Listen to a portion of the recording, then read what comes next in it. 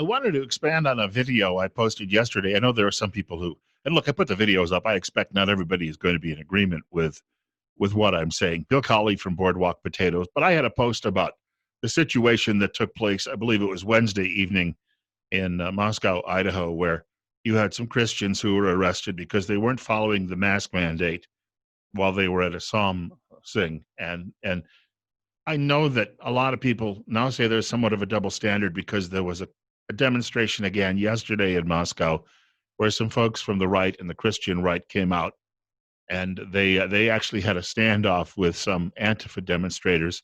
One of the Antifa guys threw some hot coffee on one of the Christians who happened to be there, and he ended up getting a punch in the nose, and his nose was bloodied. I know that may not be the most Christian thing to do, but every once in a while you do have to defend yourself. I don't think that's completely out of the realm. After all, you have some dignity. Sometimes you have to defend. We'll put it that way. But the guy with the bloody nose then complained to the police, who actually wrote him up because he was the bad guy. But they didn't arrest him. And some people are saying, see, this is a double standard. Forget about that.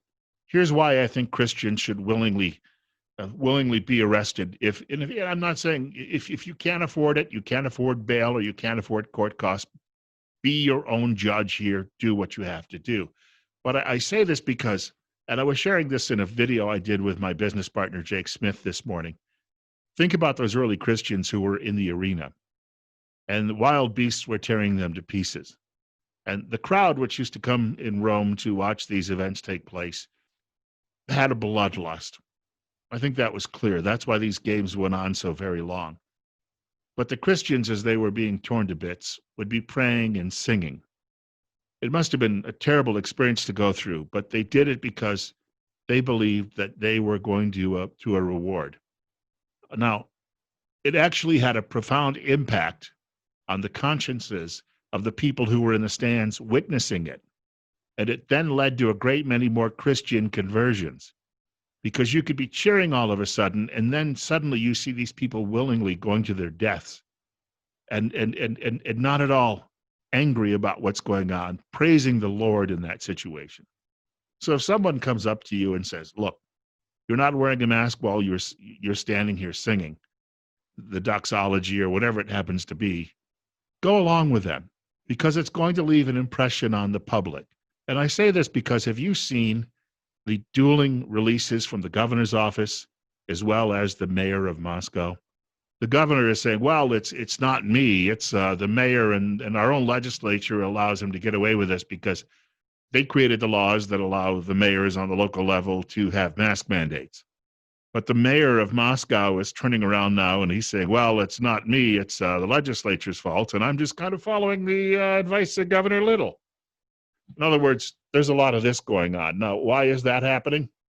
Because public perception, public relations, seeing people being dragged away as they're singing to God, if you can put it that way, singing of God, singing about God. My phone's making some noise over here. It even agrees with me from time to time. Seeing that happen has a profound impact on the public. If I could find one other example, I'll share with you. Did you ever see the movie Gandhi? It was made, almost 40 years ago, starring Ben Kingsley back in the early 1980s. There's a scene, and most of that film is not what you'd call dramatic license. It's based on real events. In 1930, the British practiced to form an economic system called mercantilism.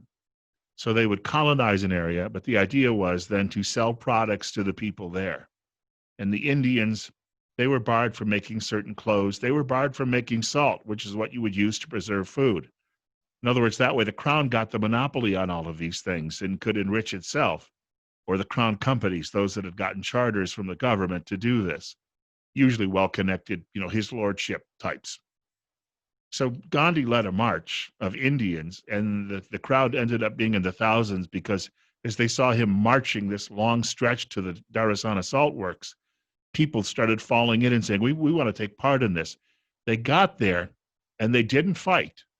Every time a group of men would walk forward, they would be struck down by the guards. But they did not fight back, and this went on all day long, hundreds of men walking forward and being clubbed, and then being dragged away and tended to by their womenfolk. It made a profound impact on the world. There was media there, and it changed the British approach in India. So you see, getting arrested is not a bad thing.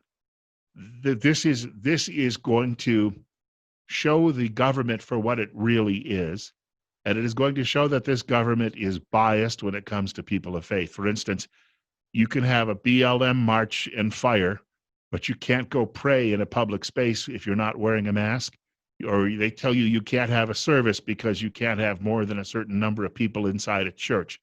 These restrictions have gotten to be ridiculous, and they've got to come to an end. And one way to do that is quietly, without any violence, is to stand up and say, well, we'll all get into line and we'll go. If that's what you want us to do, we'll go. And we'll go quietly, we'll go still singing, and we'll go praying.